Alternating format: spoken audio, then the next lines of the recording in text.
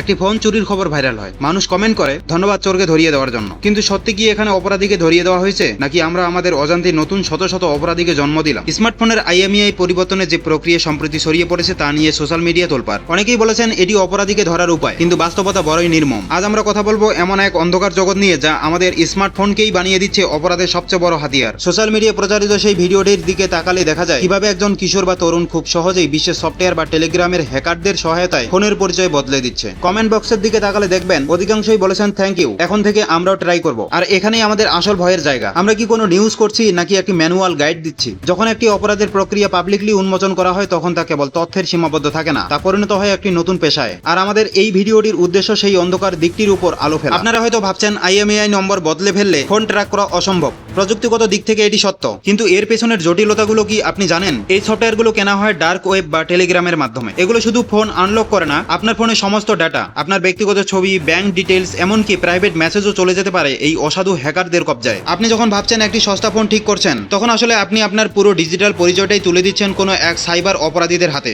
এটি কি চোরকে ধরা নাকি নিজের বিপদকে আমন্ত্রণ জানানো? আমরা কেন বারবার বলছি সতর্ক থাকুন? একটি ডিভাইস যখন চুরি হয় তখন তার আইএমইআই নম্বরটি ডাটাবেজে অন্তর্ভুক্ত থাকে। এই নাম্বার পরিবর্তন করা মানে আইনের চোখে ধুলো দেওয়া। আর যে সফটওয়্যার দিয়ে এটি করা হচ্ছে তার মাধ্যমে ফোনের মাদারবোর্ড থেকে শুরু করে হার্ডওয়্যারের বড় ধরনের ক্ষতি হওয়ার সম্ভাবনা থাকে 90%। আমাদের এই আয়োজনের লক্ষ্য কোনো অপরাধীকে পথ দেখানো নয়। আমাদের লক্ষ্য হলো সেকেন্ড হ্যান্ড ফোন কেনার সময় বা ফোন হারানো নিয়ে যেসব গুজবে আপনারা কান দেন তার পেছনের সত্যটা জানানো। আইএমইআই জালিয়াতি কেবল একটি টেকনিক্যাল ইস্যু নয়, এটি আইনি জটিলতা। আর আইন যখন কোনো ডিভাইসকে স্টোলেন বা চুরি হওয়া চিহ্নিত করে তখন সেই ডিভাইস ব্যবহার করাও আইনের দৃষ্টিতে অপরাধ। পরিশেষে একটি কথাই বলবো, স্মার্টফোনটি আপনার জীবনের অবিচ্ছেদ্য অংশ। একে কোনো শর্টকাট উপায়ে অকেজ বা অনিরাপদ করবেন না। কোনো অসাধু চক্রকে উৎসাহিত করে নিজের এবং দেশের ডিজিটাল নিরাপত্তাকে ঝুঁকি দিয়ে ফেলবেন না। এই ভিডিওটির তথ্য যদি আপনাদের বিন্দুমাত্র সচেতন করে থাকে তবে আমাদের শ্রম সার্থক হবে। কমেন্টে জানান প্রযুক্তিকে আপনি কিভাবে নিজের ও দেশের কল্যাণে ব্যবহার করছেন। একটি সাবস্ক্রাইব সমান একটি উৎসাহ, তাই একটি সাবস্ক্রাইব করে পাশে থাকুন। ধন্যবাদ।